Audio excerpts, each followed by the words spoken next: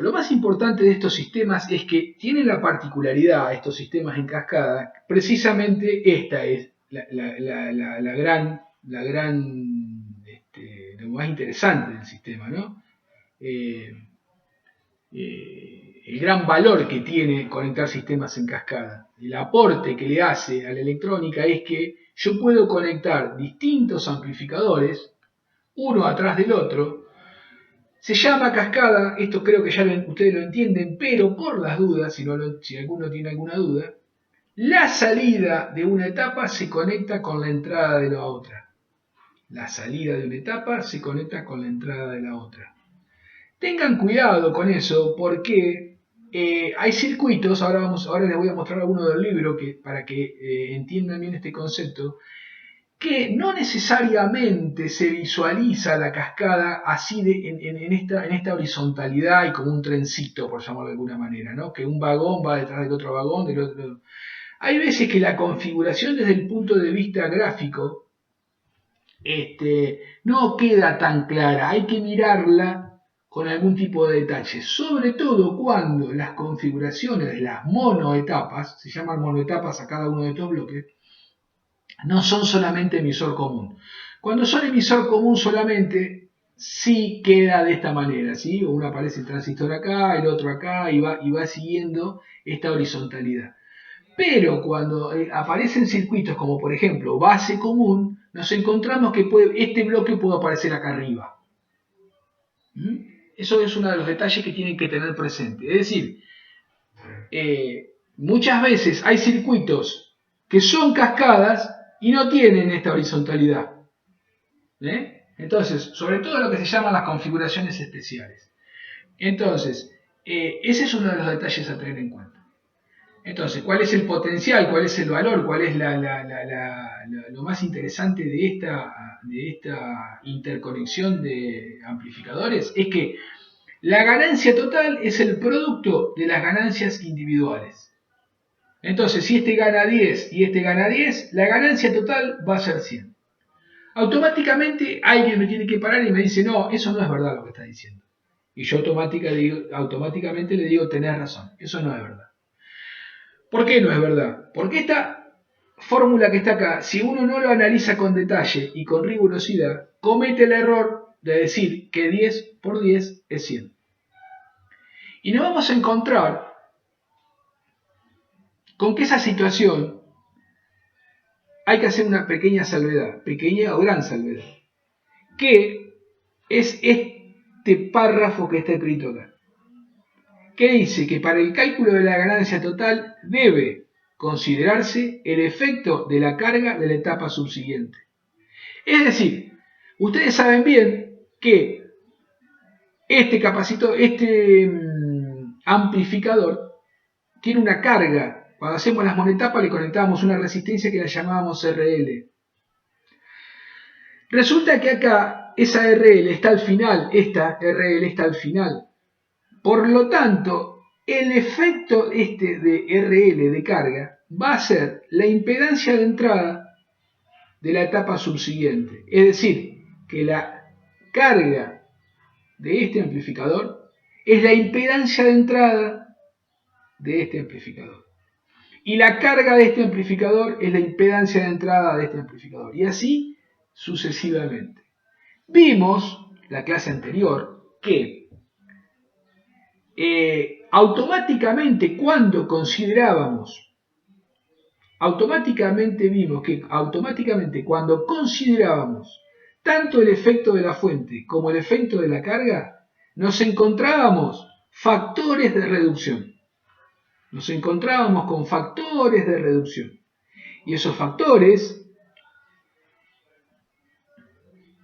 acá tenemos un circuito completo, automáticamente cuando yo consideraba la carga, automáticamente la ganancia ABL que habíamos visto, que era la ganancia sin carga y sin fuente, sin resistencia de fuente del amplificador, se veía reducida por este factor.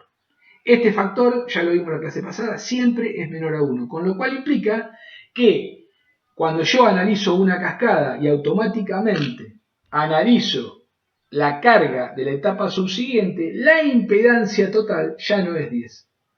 10, digo por poner un número, ¿no? Ya no es 10. Va a ser 10 multiplicada por este factor que es menor a 1. Eso hace que la ganancia total entonces no sea, acá está, esto es lo que yo quería mostrarles. Entonces, fíjense que existían 3 tipos de ganancia que las habíamos definido. La ganancia N no carga, no fuente, es la ganancia del circuito solito, sin conexión ni de fuente ni de carga. La ganancia considerando la carga, esta sería la ganancia que nosotros vamos a considerar en las cascadas, es decir, considerando la carga, que sería la impedancia de entrada de la etapa subsiguiente, y la impedancia ABS, que significa considerar la resistencia de fuente y la resistencia de carga.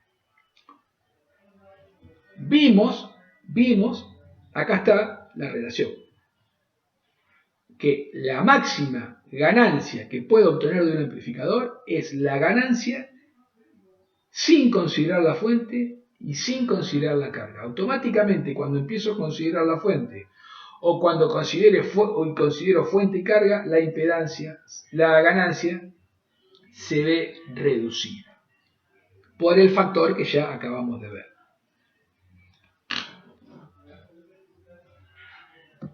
Eso tiene que quedar bien claro. Acá están todos los factores. Si alguno, acá hicimos un ejemplo y vimos cómo se reducía. Miren, en el ejemplo habíamos visto que la ganancia sin considerar ni la fuente ni la carga daba 280 y automáticamente cuando considerábamos la carga, miren cuánto se reducía. De 280 se reducía a 133. Muy importante eso. Ahora vamos a ver por qué.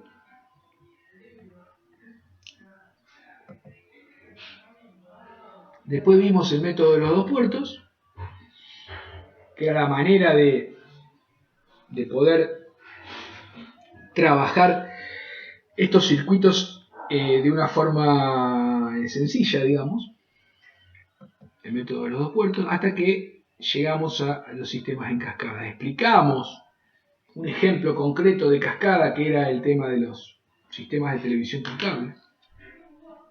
Charlamos un poquito sobre eso.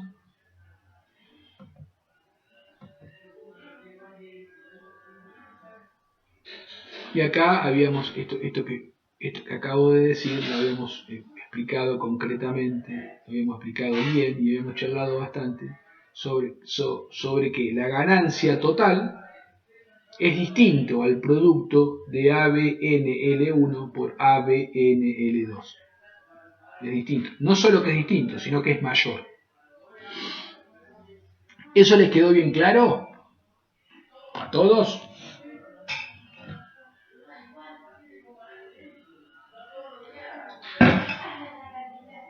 ¿Alguno tiene dudas?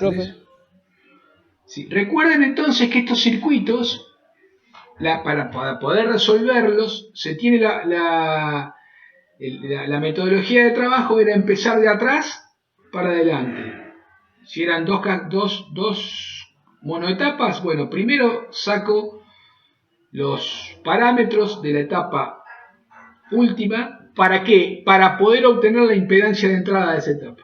Porque esa impedancia de entrada de esa etapa la voy a necesitar para sacar la ganancia de la etapa 1. Porque esta impedancia de entrada es la carga de la etapa 1. Entonces, estos circuitos, cuando los vayan a resolver, siempre es conveniente, siempre hay que empezar a trabajar de atrás para adelante, se diría, ¿no? O de la etapa subsiguiente a la etapa anterior. Un tema con respecto a la adaptación de impedancia. A ver, les doy algunas. Hay 2 tipos de adaptación de impedancia. Una adaptación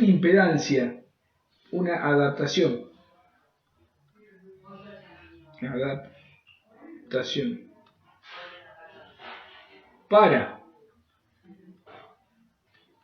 transferir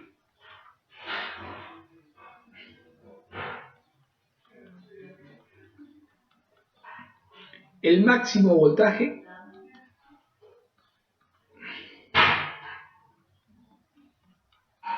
esto que les estoy contando ahora yo no se los planteé de esta manera, con lo cual esto es nuevo.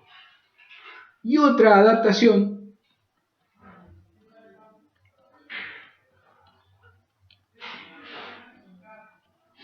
para transferir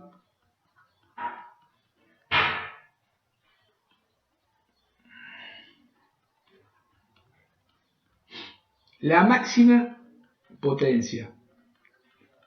Son primos hermanos, son parecidos, pero no es lo mismo. La explicación que desarrollamos en la última clase, y que por lo general es la explicación más habitual que se da del tema, es decir, que dado un circuito, ¿sí? Dado un circuito, entonces yo lo voy a hacer acá el circuito, con una fuente, una resistencia RS de fuente,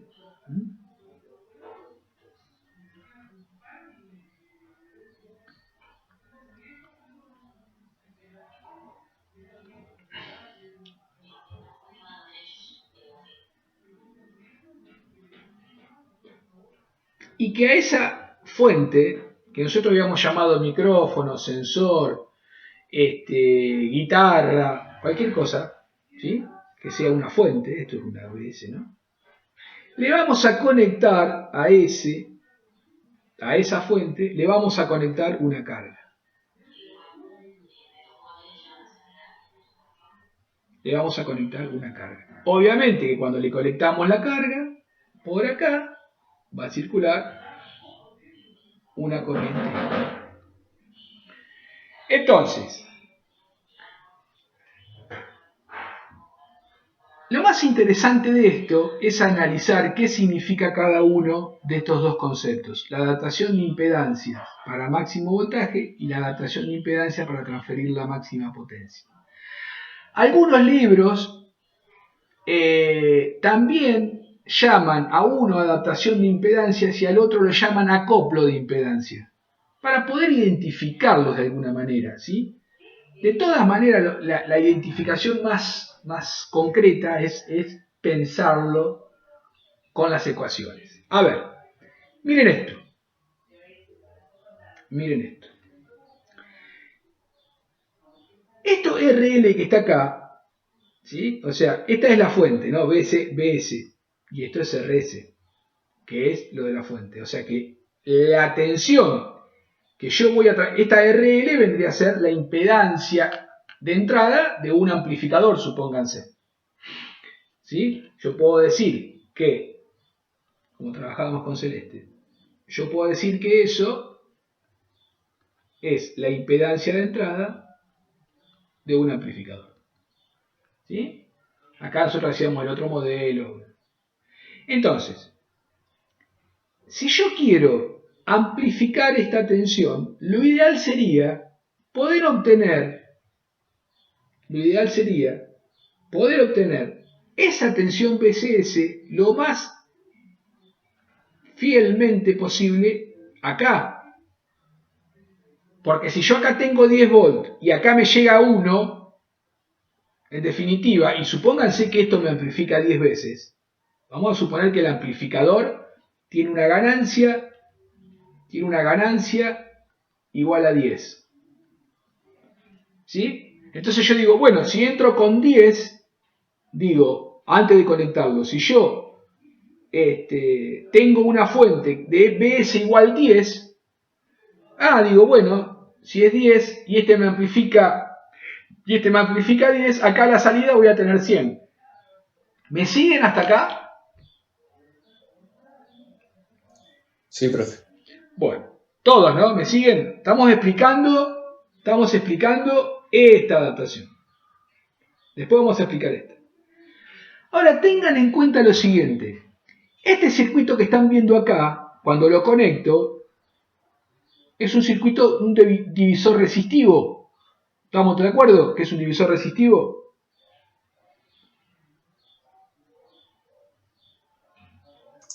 Sí. Entonces, a mí lo que me interesa saber es cuánto vale, lo que me interesa saber es cuánto vale VL. Porque esa es en definitiva la tensión que mi amplificador va a amplificar. Miren esto, vamos a hacer ese divisor resistivo. Yo digo, VL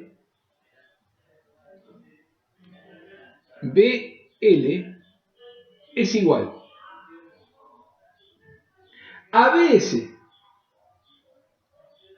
dividido RS más RL multiplicado por RL. ¿Estamos todos de acuerdo con eso? Sí. Sí, profe. Bueno, vamos a analizar con números concretos. Con números concretos. ¿Qué pasa si? Vamos a poner números fáciles. Vamos a suponer, caso 1. Caso 1. ¿Qué pasa si RS es igual a 1 ohm, y RL es igual a 10 ohm? Caso 2.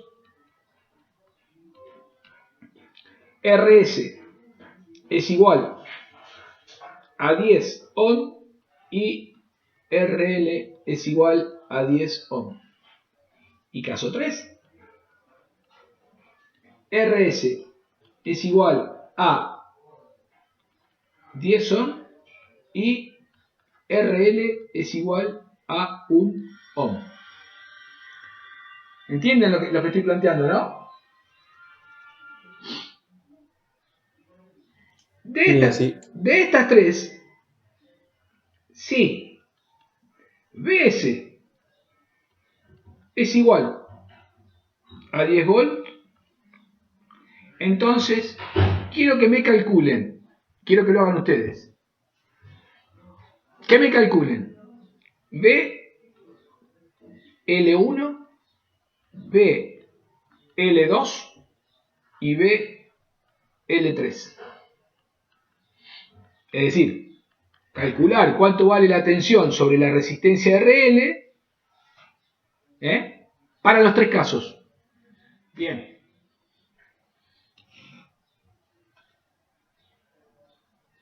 Maxi Antío, decime cuánto te dio BL1. 9,09 volt.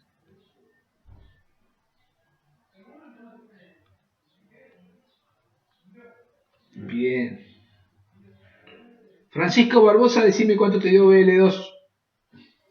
5. No te escuché. 5. Perfecto.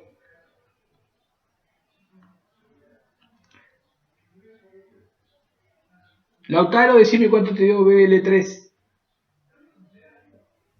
0,9 volt. Perfecto. Bueno,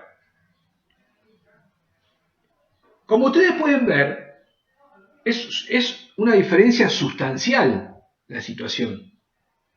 Fíjense, yo tengo 10 volt acá, a la entrada, 10 volt en el micrófono, y resulta que cuando el amplificador le dice, bueno, dame lo que necesitas que te amplifique. Resulta que en un caso le van a dar 9 volt de 10, en el otro le van a dar 5 de 10, en el otro le van a dar 0,9 de 10. Entonces, como ustedes se podrán imaginar, la situación más adecuada sería la número 1. ¿Estamos todos de acuerdo?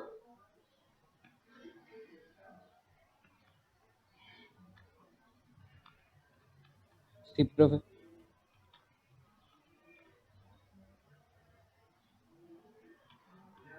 En realidad, pongo óptima, pero acá, imagínense que a medida que esta resistencia, caso 1, a medida que esta resistencia, que esta diferencia de resistencias, porque todo depende de qué, y bueno, todo depende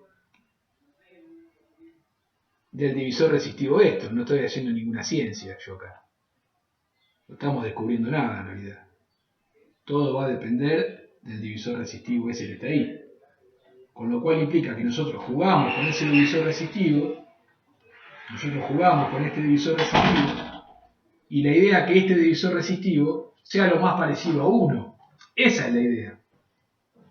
Entonces la situación óptima sería que jugando con estas dos resistencias, la RS y la RL, yo pueda lograr que este divisor resistivo sea lo más parecido a 1.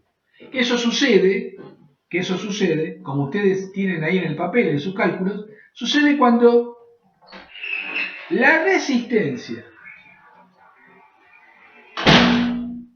sucede cuando ¿qué? Cuando RL es bastante más grande que RS. Entonces, conclusión, RL tiene que ser lo más grande posible con respecto a RS. Que es un concepto que nosotros no lo habíamos visto de esta manera en las clases anteriores, inclusive en la mayoría de los libros dice, nosotros decíamos que RL tenía que ser igual a RS. A eso llamábamos adaptación de impedancia. ¿Sí? Pero eso va a pasar en el próximo caso, cuando analicemos máxima transferencia de potencia. Y en nuestro circuito, para que se produzca la adaptación de impedancia, para poder transferir el máximo voltaje, tiene que pasar esto que está acá. Que la resistencia de carga sea más grande, bastante más grande, que la resistencia de fuente. Con lo cual implica que cuando trabajemos con una cascada,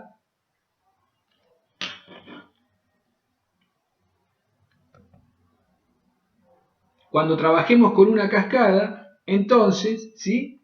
Acá, en este caso particular, la impedancia de entrada de esta etapa, ¿sí? Tiene que ser más grande, bastante más grande, ¿sí? Que la impedancia de la etapa 1. Para producir la máxima transferencia de potencia, lo que va a pasar es lo siguiente. Bueno, la máxima potencia está relacionada fundamentalmente con la transferencia de corriente, ¿sí? Ustedes saben bien que la potencia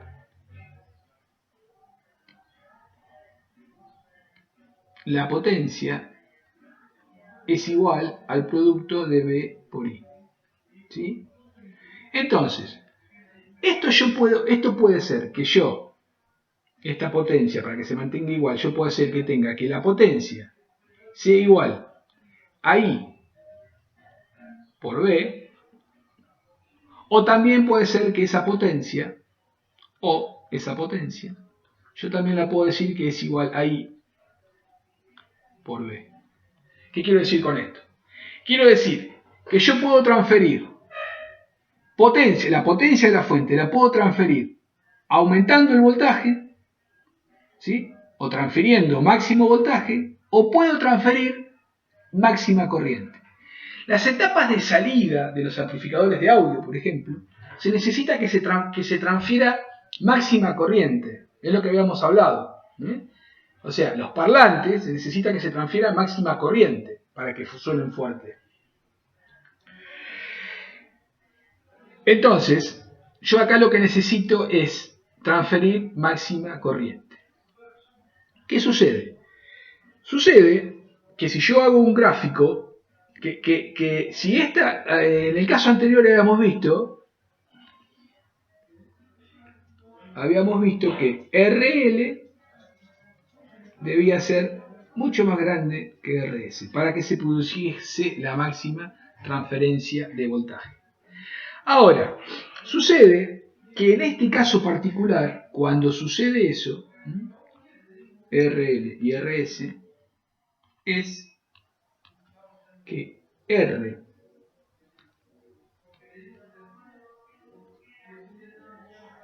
debe ser igual a RS. RL debe ser igual a RS. Dicho de otra manera, podemos hacer un gráfico de potencia. Yo tengo que si la RL es pequeña, ¿qué pasaba cuando la RL era pequeña? Que sería el caso RL pequeña. RL pequeña acá. Sería el caso 3. Fíjense, cuando esta resistencia es chiquita, la de la carga, y esta es grande, esta es chiquita y esta es grande, 0,9 caen acá, o sea que la máxima tensión cae sobre la fuente. Por lo tanto, cuando RL es mucho menor que RS, entonces, ¿sí? Habíamos visto eso. Es decir, que cuando RL, la mayoría de la tensión caía sobre la resistencia de la fuente. Por lo tanto, la mayor potencia, ¿sí? Se cae, la mayor potencia va a estar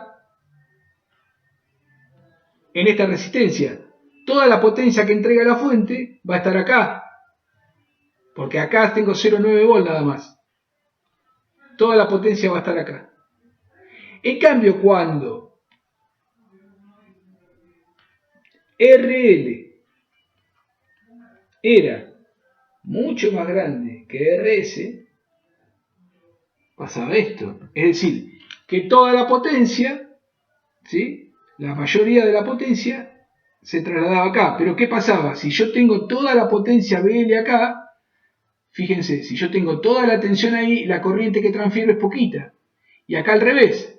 Si tengo poquita tensión, tengo mucha corriente. En definitiva, yo lo que tengo que buscar es un equilibrio. Entonces yo lo que tengo que buscar es que potencia sea igual a B por I. Es decir, que haya un equilibrio. Eso sucede, ¿sí? Con el compromiso de estas dos curvas.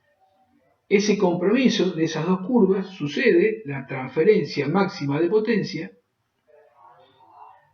¿sí? Va a ser cuando RL sea igual a RS.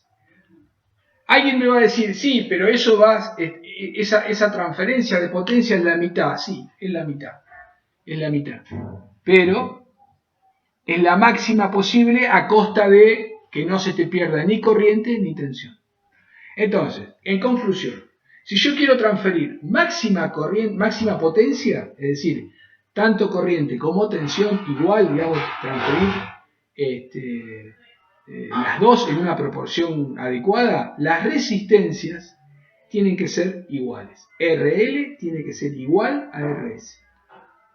RL tiene que ser igual a RS. Eso es para transferir la máxima, adaptar para que se produzca una máxima transferencia de potencia. Esto, una aplicación de esto es la última etapa de un amplificador de audio, es decir, la etapa que termina con el parlante.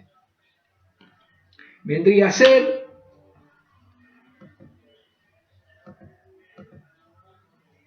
acá. Es decir, si yo quiero adaptar la impedancia de esta carga del parlante con esta última etapa, tiene que pasar que esta RL sea igual a la R de salida de este amplificador. A la R, en el caso de RC, supónganse, ¿no? De este amplificador. Ahora, si yo quiero adaptar esta adaptación de impedancia entre esta etapa y esta etapa, la impedancia de entrada de esta etapa tiene que ser mucho más grande que la impedancia de esta etapa. La impedancia de salida de esta etapa. Entonces, ¿cómo tiene que ser la relación? Bueno, la impedancia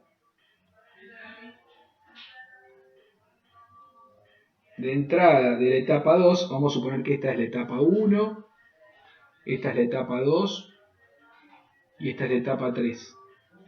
Entonces, la impedancia de entrada de la etapa 2 y esta es la impedancia de salida de la etapa 1, entonces ZI2 tiene que ser más grande que ZO1. Lo mismo pasa acá. Z, I3, Z, I, E, O,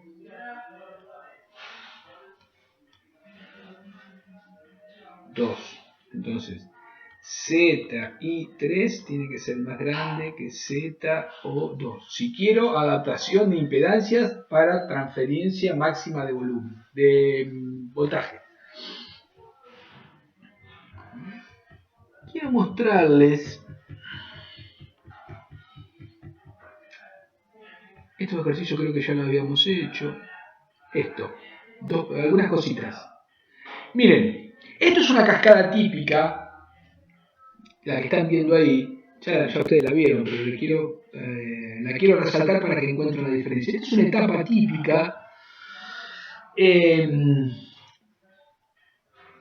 una etapa emisor común, porque la salida, fíjense, la salida de esta etapa, fíjense que entra a la base de la otra etapa. Y esa segunda etapa tiene la salida también en el emisor. Por lo tanto, estamos hablando de que tengo una etapa emisor común y a esa etapa emisor común se le pone en cascada otra etapa emisor común. Cuando yo les hablaba de horizontalidad, es esto que está acá. Ustedes ven que puedo decir que esto es un bloquecito y este es el otro bloquecito que se le pone a continuación. Entonces, está fácil ver esa cascada emisor común, como un tren, un vagón y el otro vagón. Ahora pasa que no necesariamente desde el punto de vista gráfico la cosa se visualiza tan simple. Miren este circuito que les voy a mostrar ahora. Esta conexión se llama conexión cascodo, pero esta otra que les voy a mostrar ahora, acá está. Miren este circuito. A ver, ayúdenme. Fíjense. Este circuito es también una cascada. Pero no está tan visible desde el punto de vista de la horizontalidad de que yo les hablo.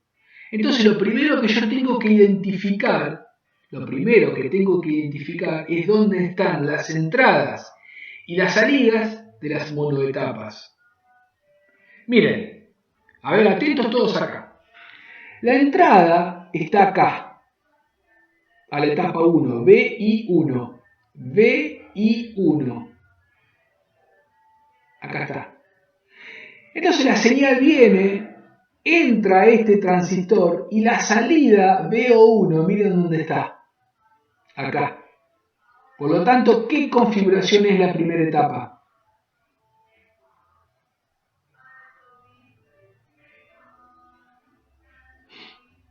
Estoy preguntando, ¿qué configuración es la primera etapa?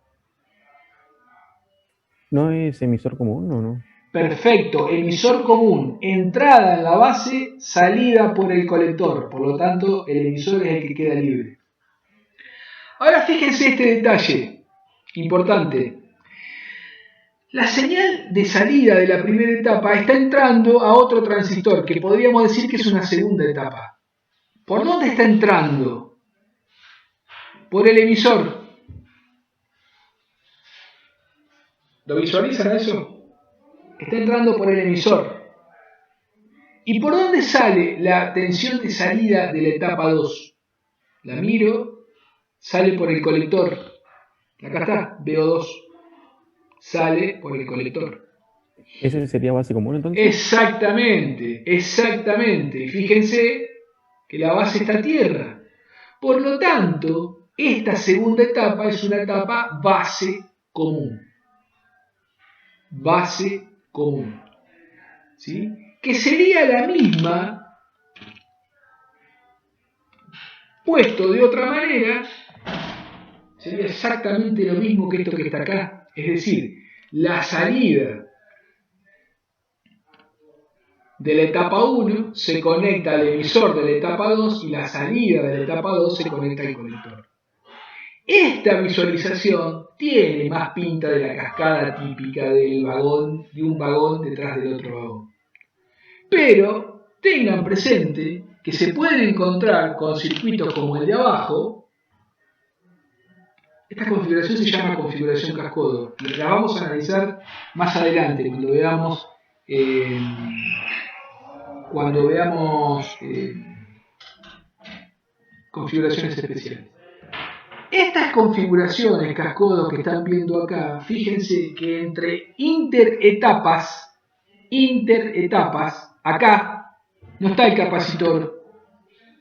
Por lo tanto, estas etapas se llaman etapas de acoplamiento directo. Es decir, no está el capacitor de desacople entre la etapa 1 y la etapa 2.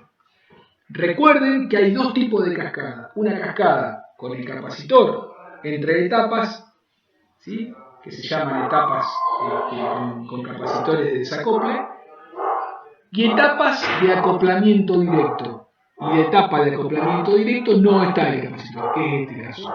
Esta conexión Darlington tiene la particularidad que se usa para ganancia de corriente. A ver, analicémosla. Es más, es tan utilizada esta configuración que ya viene adentro de un chip. Uno va y compra un transistor Darlington y se encuentra, le venden esto que les estoy mostrando acá, a la derecha, es decir, un integradito que tiene una base, un colector y un emisor, o sea que uno ya lo toma como si fuese un solo transistor, pero en realidad adentro del chip están conectadas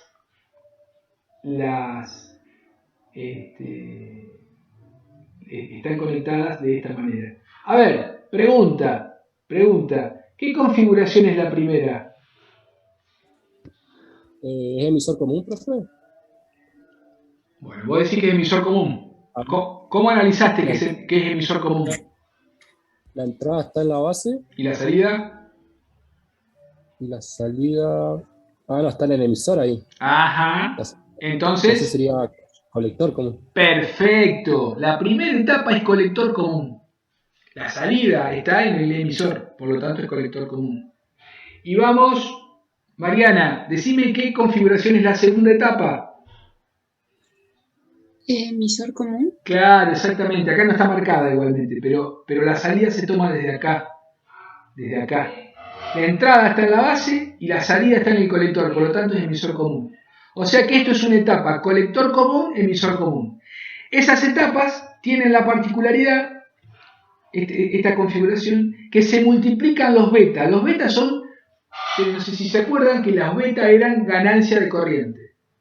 ¿Sí? Esta etapa no gana tensión porque es colector común. Ganancia de tensión de esta etapa es 1.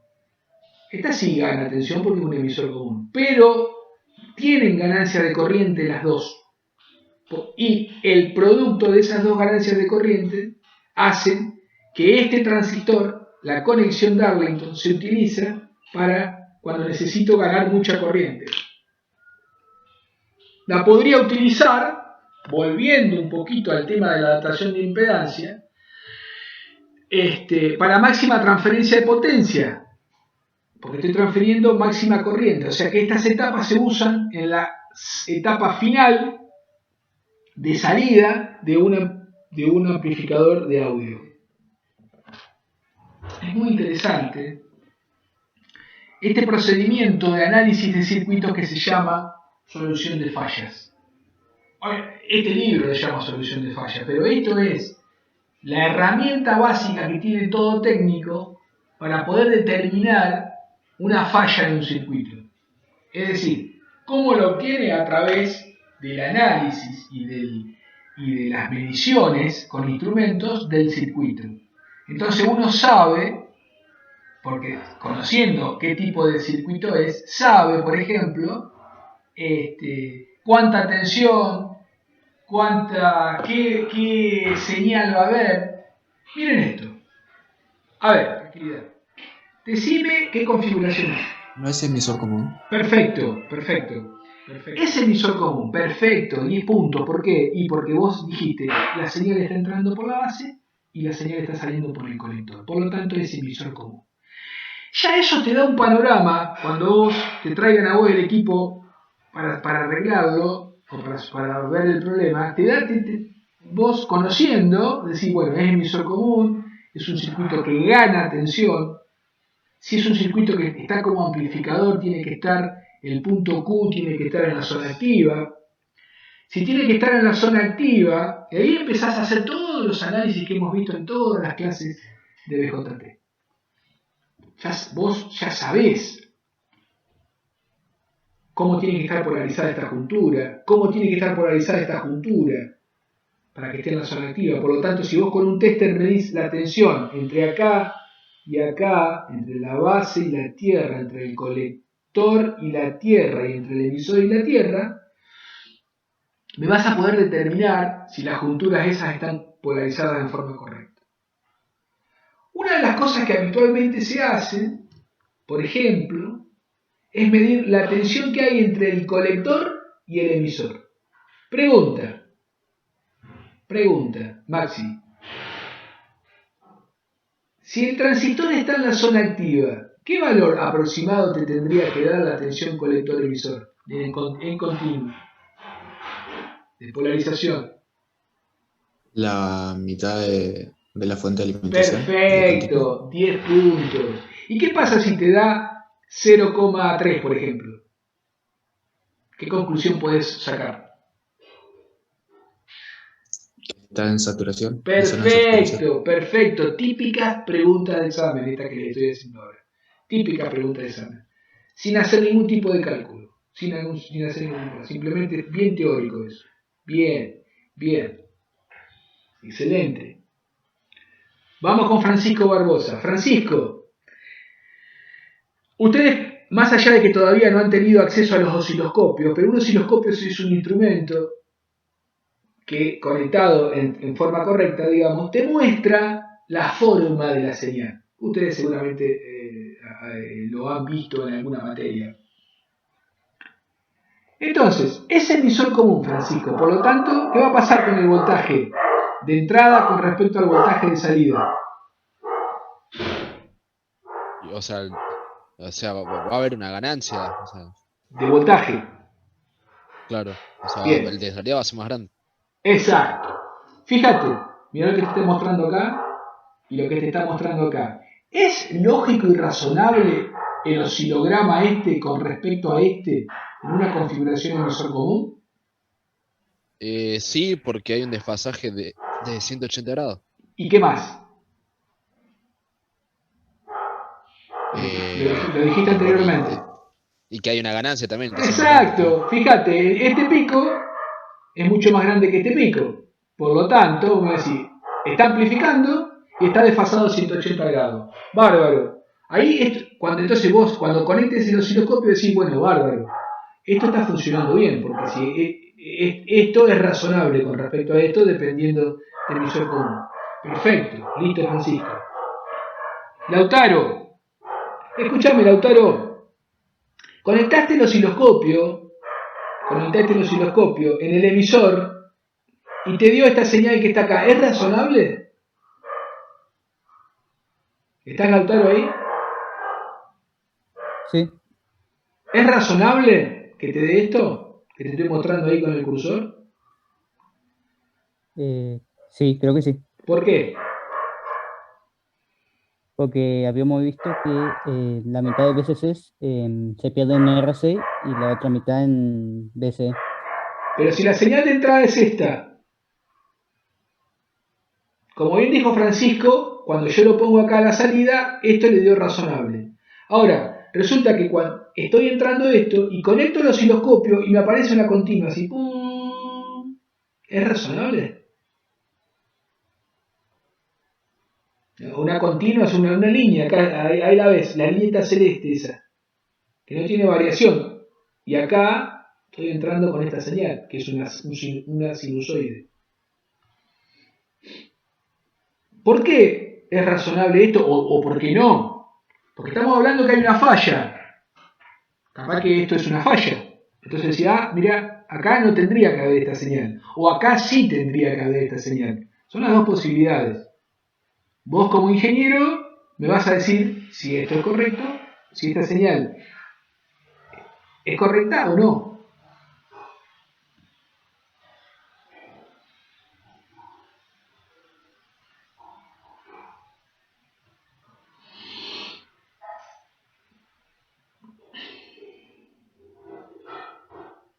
No importa, si se complica, no importa. De todas las que he hecho, es la pregunta más difícil. ¿Puede ser por el capacitor a tierra? Exactamente, perfecto. Porque, mirá, ¿qué pasa? Este capacitor, ¿qué función cumplía para señal? Cumplía que para señal este capacitor se cortocircuitaba. Esa era su función. Y para continua se abría. ¿Para qué? Para que esta resistencia de red cumpla su función de polarización. Pero ¿qué pasaba? Esta resistencia de red hacía que la ganancia de tensión disminuyese. Entonces, ¿qué hacía? Se ponía este capacitor de tal manera de que cuando la señal ingresara, este capacitor funcionara como un corto y esta resistencia no afectaba la ganancia de tensión. Ese era el efecto. Ahora, si yo acá, este capacitor se cortocircuita, ¿qué tengo acá para señal? Y tierra. Mirá, está cortocircuitado. ¡Pin! Acá tengo tierra. Con lo cual implica que, obviamente, que para señal, acá voy a tener esta línea que está acá. Y si no tuviéramos el capacitor, ¿qué tendríamos? ¿Una señal más chiquita? Una señal, exactamente, si no estuviese el capacitor. Que esa es la falla. ¿Qué pasa si vos acá ves una señal? Una sinusoidal, no importa el valor de pico. Si acá aparece una sinusoidal, vos como técnico decís, acá me parece que se me pinchó este. Una consulta ahí. Sí. Si yo, por ejemplo, agarro el multímetro y mido ahí entre los bornes. ¿En cuáles? ¿Entre este y tierra? BE, sí. Sí. ¿Yo tendría que medir 0 o la caída de tensión en RE? Muy buena pregunta. Muy buena pregunta. ¿Quién me preguntó eso? Que no le identifiqué la voz. Marcos. Buenísima pregunta, Marcos. Maxi Ferreira. Vamos a ver si podemos responderle a Marcos. Marcos dice. Sí, dale, perdona. No, que para mí se tendría que medir la caída en RE de la polarización, ¿o no? Bueno, sí, es una posibilidad, pero estamos, digamos, la respuesta es correcta, pero para que la respuesta sea correcta nos estamos, estamos salteando estamos salteando una explicación que es interesante también, que es la siguiente. Eso que vos decís es correcto, pero si yo pongo el multímetro en continua, no perdamos de vista que en estos circuitos conviven dos señales. Una de continua para polarizarlo y otra señal. Imprenta mayúscula, minúscula. Imprenta mayúscula y minúscula. Señal y continua de polarización. Entonces, en todos los puntos yo puedo medir dos señales. Puedo medir la continua o puedo medir la señal. El osciloscopio me permite medir las dos. El osciloscopio me permite medir las dos. ¿Medir en qué situación? Que el osciloscopio me permite mostrarme la forma de la señal. Entonces, en ese caso, el osciloscopio como que está filtrando la continua. Porque Bueno, si no... está bien, ahí está buenísimo. El osciloscopio tiene una perilla que se llama acople y desacople de señal. ¿Qué hace eso? Te habilita en el osciloscopio internamente, te conecta a un capacitor de tal manera de que vos en el oscilograma veas la continua o no veas la continua. ¿Qué quiero decir con esto? ¿Te la desplaza o no? Claro, exacto. ¿Qué quiero decir con esto? Quiero decir lo siguiente. Si yo la desacoplo, voy a verla así, de esa manera, no estoy viendo la continua. Ahora, si yo en el osciloscopio, esto es un tema del osciloscopio, si en el osciloscopio yo le pongo la perilla de acople, lo que yo voy a ver va a ser lo siguiente. Esto es CA más CC y esto es CA solamente. O sea, señal más continua y señal. Esto es con acople y con desacople del osciloscopio. En el multímetro o en el tester, para continua, yo voy a ver esto, ese valor. Ay, perdón, para la señal no vas a ver el valor eficaz. Exactamente. Y para alterna o señal, para alterna o señal, que es lo mismo, ¿sí? Yo lo que voy a ver, atentos acá, es muy interesante esto, es muy interesante, porque nos va a servir para interpretar. Lo que yo voy a ver para señal es lo siguiente. Señal, ¿qué voy a medir con el multímetro? Un valor, ese rojo, que se va a llamar valor eficaz. Una señal de audio, al fin y al cabo, ¿qué es una tensión también o qué? Porque si vos medís Sí, una porque el osciloscopio es un voltímetro. El osciloscopio, en definitiva, lo que te está midiendo es la forma de la señal, es voltaje. La forma de la señal, voltaje. Vos estás midiendo voltaje. Tanto con el multímetro como con el osciloscopio vos medís voltaje. Lo que sucede es que el osciloscopio tiene la ventaja, el potencial, de que te muestra la forma de la señal, cosa que el tester no te muestra la forma. El tester te muestra, o la continua, siempre te muestra un valor fijo. Te muestra un valor, X cantidad de volt, 4 volt. Ahora, esos 4 volt pueden ser, los voltajes de continua o el valor eficaz de una onda. En cambio, el osciloscopio de esa onda de señal te muestra la forma, que eso está bueno. Bien. Entonces, retomando a este tema de las fallas, ¿qué pasaría si yo acá me aparece una señal? Si me aparece una señal, automáticamente empezaría a analizar qué pasa con este capacitor. Porque este capacitor, su función es matar esa señal. Porque este capacitor se va a tierra, por lo tanto, cuando yo ponga acá, voy a tener que medir tierra, no voy a tener que medir otra cosa. No puedo medir continua, no puedo medir, o sea, no me tiene que mostrar ningún valor, no me tiene que mostrar ninguna señal, porque este capacitor tiene la función en este circuito, ¿sí? Distinto sería si esta resistencia está desacoplada por partes, como habíamos visto alguna vez. ¿Sí? Distinto sería... Profe, si ahí si no está o sea, no está la resistencia directamente, el circuito no funciona o hay mucho menos amplificación nomás. No, lo que sucede es que si no está... ¿Qué resistencia? ¿La RE? Sí.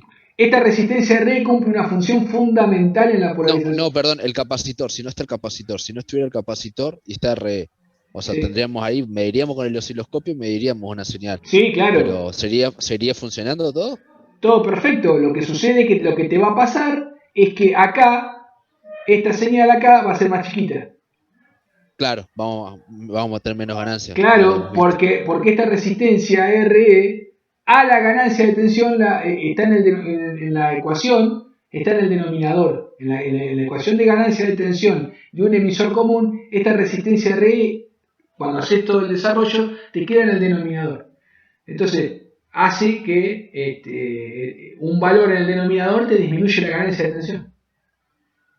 ¿Molesta eso? ¿Afecta en algo? No, no afecta en nada. No afecta en nada.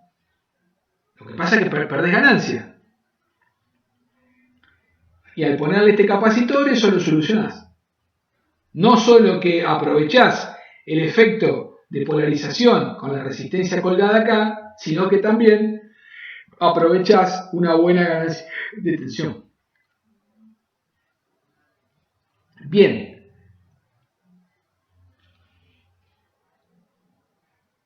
Mariana, ¿estás?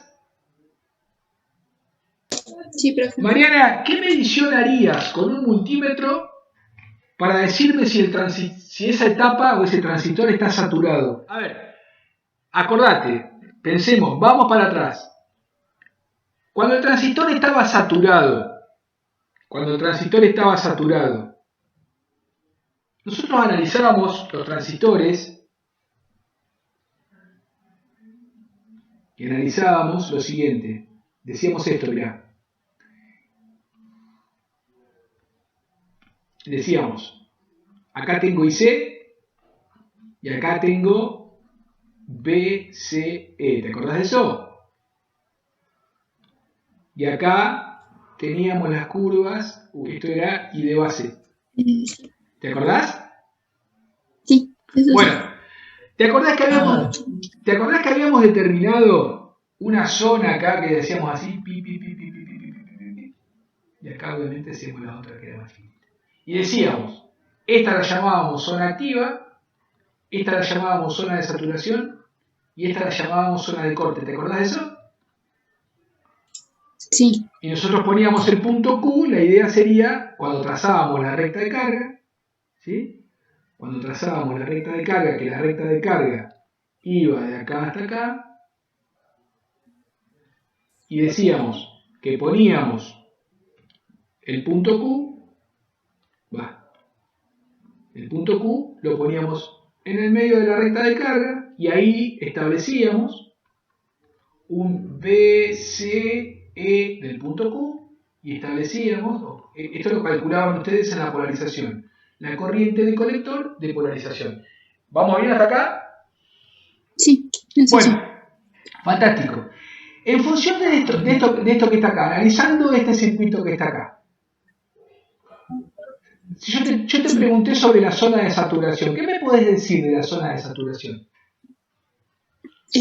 Cuando está en saturación es porque BCE es 0 o tiende a 0, es muy chiquita. Vamos, Y la todavía. corriente es muy grande. Vamos, todavía que podemos. BCQ es aproximadamente 0. ¿Por qué? Y bueno, porque estoy acá y estoy trabajando más o menos acá. ¿Me seguís? Sí, sí, sí. Bueno, fantástico. Te hago de vuelta la pregunta. ¿Me puedes decir si ese transistor está saturado o no? ¿Qué haces? Puedo medir la tensión entre el colector y el emisor. Claro, en continua, porque esto estamos hablando de polarización, en continua, con el multímetro o tester, pones una punta del tester acá y la otra punta del tester acá, en continua, o sea, con el circuito, con esta fuente activa, ¿no? Y ves la tensión. Si esa tensión te da 0,4, 0,6, 0,5 y ese transistor está funcionando saturado. Ese transistor está funcionando saturado. ¿Vamos bien hasta acá? Sí, profe. ¿Se entendió? Excelente. ¿Volvió Francisco Sepúlveda? No, ¿Tomás? no. Marcos, ¿estás? Sí, profe. Marcos, vamos a suponer que Mariana midió 0,2 de tensión entre acá y acá. Automáticamente vos me vas a decir, profe, ese transistor está saturado. ¿Estamos de acuerdo? Sí. Cuando conectes el osciloscopio, ¿qué modificación vas a ver con respecto a estos tres oscilogramas? Si está Con saturado. respecto O sea, al primero, sí, ninguna modificación. perfecto, porque esta es la señal de entrada, todavía no entró acá. O sea que Con, no se va a ver afectado. Esta, con re- esa tampoco. tampoco, perfecto. Y la Acá, otra para mí va a ¿sí? estar recortada. ¿Qué significa que esté recortada? Y como el punto de saturación, o sea, el punto Q se fue muy arriba, Sí, parte de la señal se va a recortar. pero perfecto, excelente. Excelente. Inclusive si el transistor está muy saturado, puedo llegar a pasar de que solamente vea eso.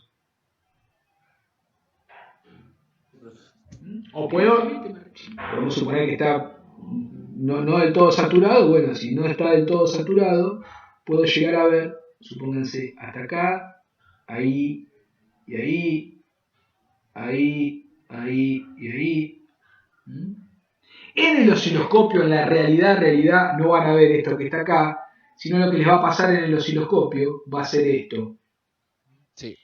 Entonces, lo que ustedes van a ver, vamos a suponer que la del medio es la línea central, esta que está acá. Vamos a suponer que esta es la línea central.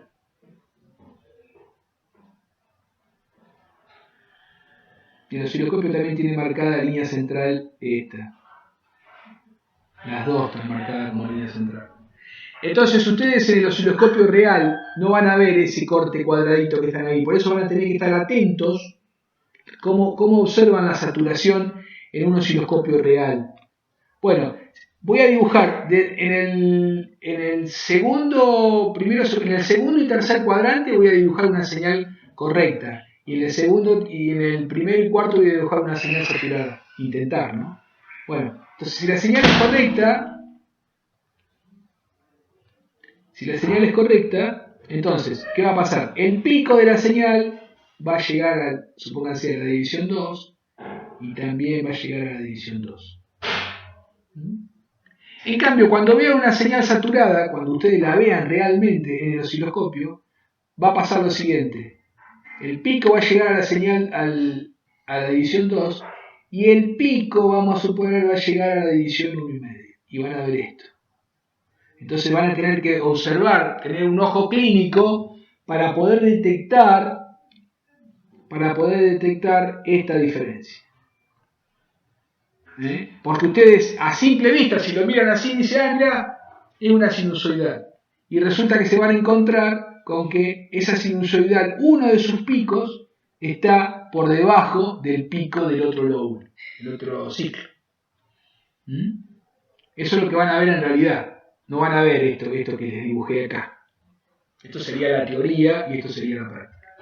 Entonces, esto sería una señal saturada.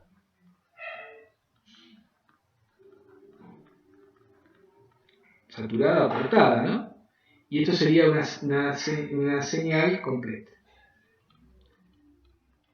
Vamos a ver este circuito. En realidad está resuelto y está explicado ahí, pero quiero que lo analicen desde el punto de vista de esto que estuvimos charlando sobre las impedancias. Este es un circuito en el cual se van a conectar.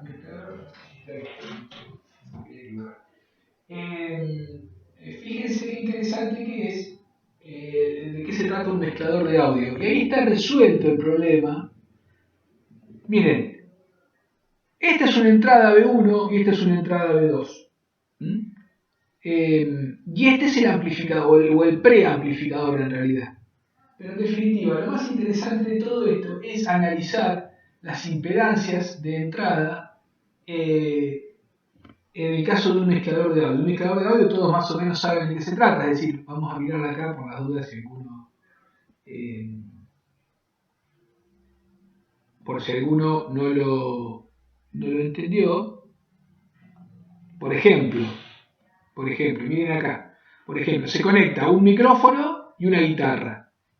Fíjense la diferencia sustancial de impedancias, que en el caso del micrófono, es un micrófono, en este caso un micrófono con una impedancia de 1K, recuerden que los micrófonos hay micrófonos de impedancia baja y micrófonos de impedancia alta. Entonces, tanto el micrófono como la guitarra, los dos se conectan juntos y entran al amplificador.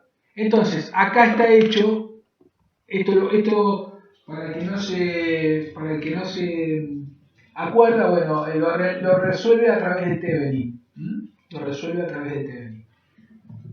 Lo analiza. Y van a ver que la función que cumple una impedancia de 33K, que está acá, a los efectos de precisamente lo que estuvimos charlando sobre la impedancia de entrada. Quiero que resuelvan estos dos ejercicios. Fíjense que es un ejercicio que tiene el capacitor interetapas, del que tanto habíamos hablado, el capacitor interetapas, y el otro que sigue,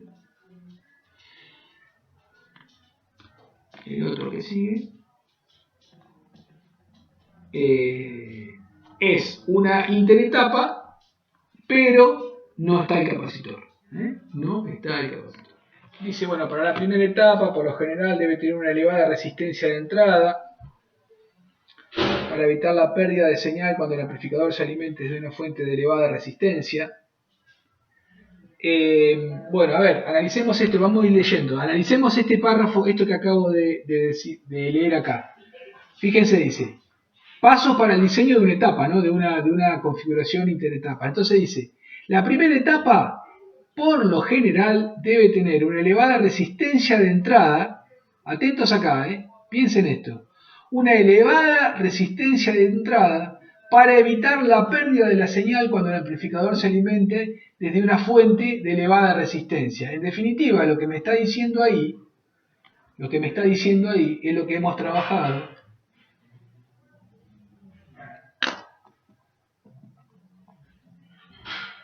Acá. Se tiene que lograr la máxima transferencia de tensión. De tensión, exacto. Entonces, fíjense, RL, lo que está diciendo ahí es que RL, que es la impedancia de entrada de la etapa, lo que está en celeste ahí es la etapa, entonces la impedancia de entrada de la etapa tiene que ser mucho más grande que la resistencia de la fuente, mucho más grande, supónganse 10 veces como vimos en este ejemplo. Entonces, ahí lo que dice, esto, lo leo de vuelta, para la primera etapa por lo general debe tener una elevada resistencia de entrada, fundamental esto, elevada resistencia de entrada,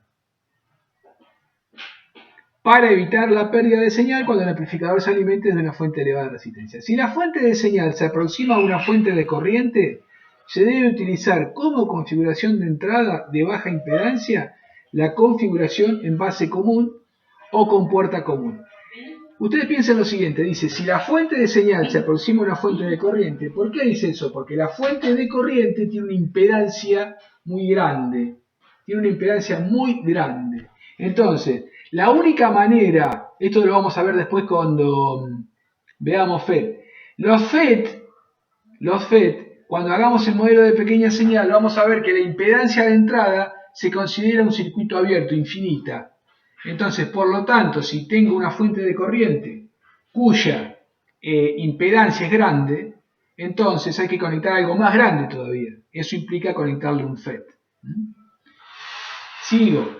La función de las etapas intermedias, si es que contiene las intermedias, es decir, si tengo dos emisores común, en el medio siempre habíamos dicho que poníamos para adaptar impedancia. Entonces, la función de las etapas intermedias, si es que contiene, es producir la mayor parte de la ganancia de tensión, lo que acabamos de decir. ¿Me siguen hasta acá? Estoy remarcando lo que ya hemos visto, pero en este PowerPoint está bastante resumido. Entonces, la mayor parte de ganancia de tensión, ¿sí? La configuración en emisor común y bueno, todo lo que diga FET, olvídense, yo lo vamos a ver más adelante. La configuración emisor común son ideales para incrementar la amplificación, además es importante como etapa intermedia porque no reduce la ganancia a una etapa previa, bueno, dado su alta impedancia de entrada. La función de la última etapa es producir una baja resistencia de salida para evitar la pérdida de ganancia cuando una resistencia de carga de bajo valor se conecte al amplificador. Miren esto, que indirectamente, acá me está diciendo, la función de la última etapa, atentos acá por favor, es producir una baja resistencia de salida para evitar la pérdida de ganancia cuando una resistencia de carga de bajo valor. Entonces, habíamos dicho que cuando estoy en la última etapa, lo que yo quería hacer era hacer una máxima transferencia de potencia. Yo quiero suministrar la mayor corriente. Y para que exista una adaptación de impedancia para transferir la máxima potencia, yo decía que la resistencia de la carga y la impedancia de salida tenían que ser iguales, que es lo que está diciendo ahí. Las etapas de acoplamiento directo, esto ya lo hemos visto varias veces, es cuando no está el capacitor acá. Eso es una etapa de acoplamiento directo. Es lo que está explicando ahí. Seguimos.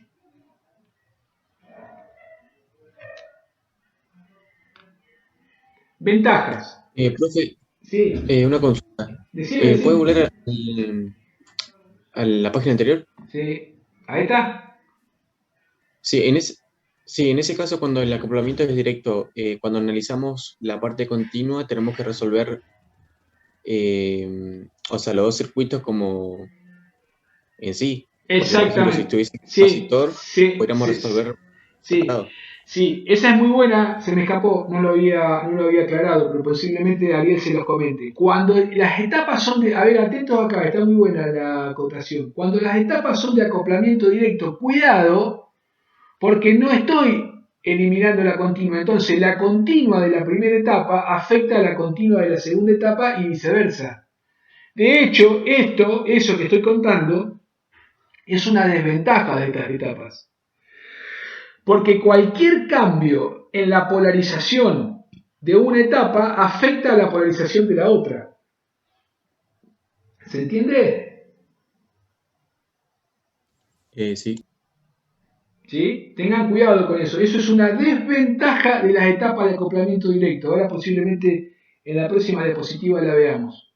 Lo que acaba de decir creo que fue Marcos. Es decir, cuando yo quiero calcular la polarización de esta etapa, bueno, voy a tener que analizar una malla que inclusive puede ser que la conforme con parte de la primera etapa o de la segunda etapa. El Es decir, acoplamiento directo sería que sin el capacitor. claro, exacto, no está el capacitor acá. Otra aclaración, por ahí tonta, se refiere al capacitor entre etapas, no a estos capacitores, ni a Claro, este ni a claro, este. claro. Es el capacitor entre etapas, eso se llama acoplamiento ¿Y directo. pero nos da alguna ventaja o para Sí, ahorrar algo? Porque, o sea, sí, tiene la siguiente, ahora la vemos, ahora la próxima diapositiva habla de las ventajas y las desventajas. Ventajas. Presenta una buena respuesta en baja frecuencia, el espectro es muy amplio. ¿Qué pasa? Al no estar ese capacitor, amplifica desde continua.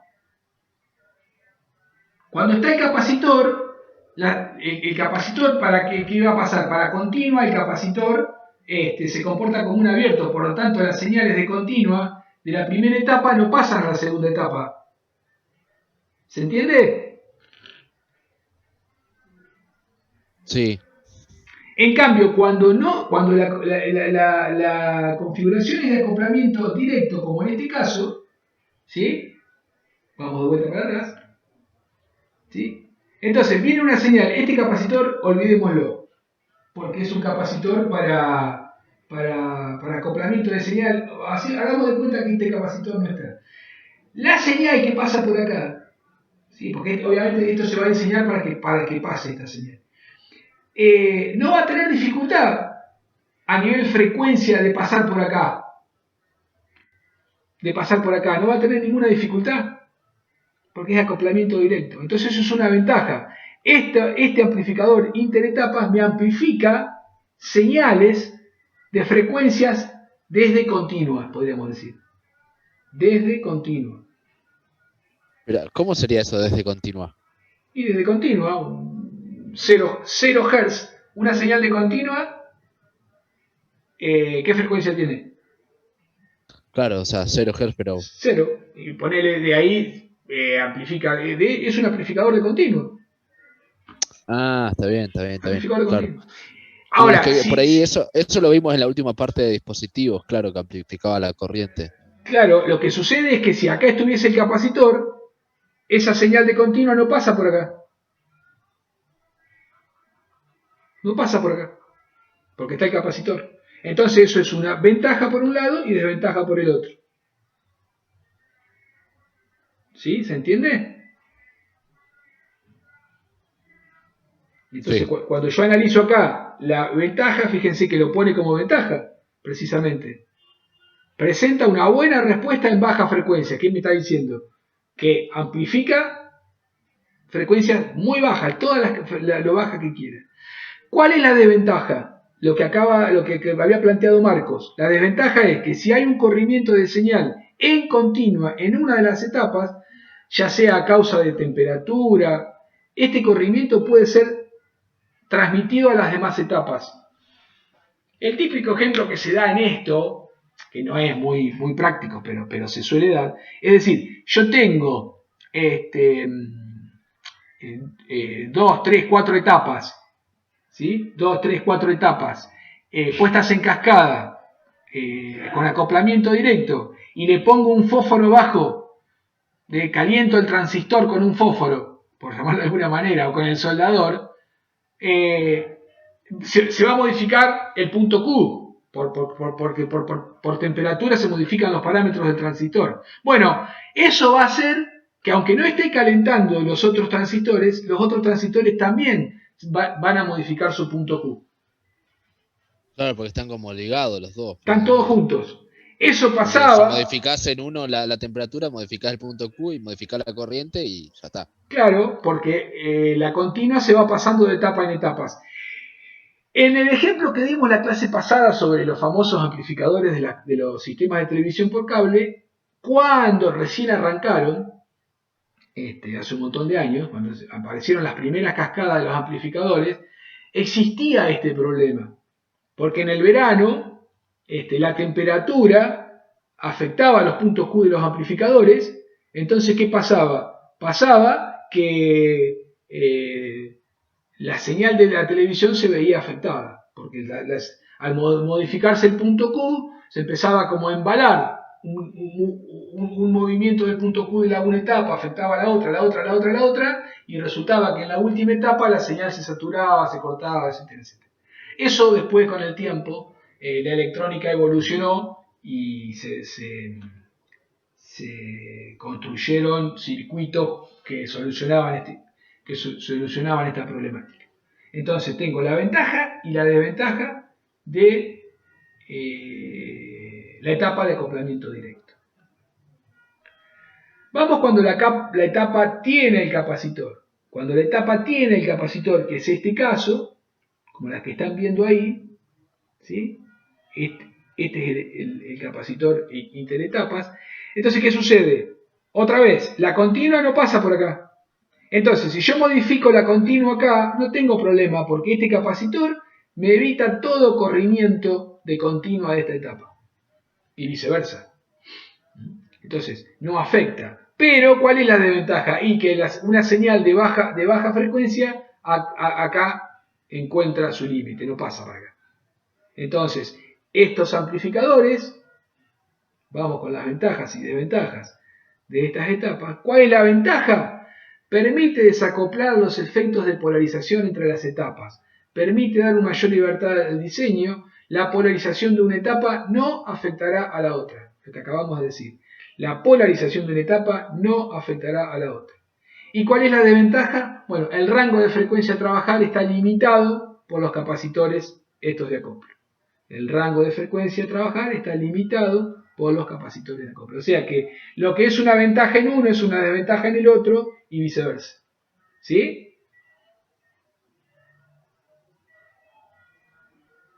¿Se entendió? Que esto se refiere a que nosotros tenemos que trabajar con frecuencias altas con los compositores. No. Lo que te está diciendo acá es que si vos no querés tener problema con la polarización, usa esto. Pero vas a tener el problema que no vas a poder amplificar continua. Si vos querés amplificar continua, no podés usar una etapa con el capacitor acá en el medio. Depende para qué lo necesites. Si vos querés amplificar señales de muy baja frecuencia, no podés usar una etapa con un capacitor en el medio. Eso es lo que te está diciendo. Ahora, si vos querés amplificar continua y solucionás de alguna manera el tema del corrimiento por continua, digamos, bueno, usás el otro. El tema de la recta de carga se analiza la recta de carga, se analiza la recta de carga por etapas, o sea, lo mismo que haces cuando analizaron la recta de carga de los monoetapas, acá exactamente lo mismo, se hace por etapas. Entonces, es lo que yo le decía a Mariana. ¿Vos cómo analizás? Bueno, y de colector en función de colector emisor. Fíjate que Mariana, que el punto Q está acá. Si el punto Q estuviese acá, estuviese en esta zona de acá, lo marco con el... Si estuviese acá, bueno, es probable que el transistor esté saturado. Como el punto Q está acá, bueno, está relativamente bien. Acá va a faltar la recta dinámica, que es la recta de señal, que va a tener una pendiente mayor y va a pasar por el punto Q.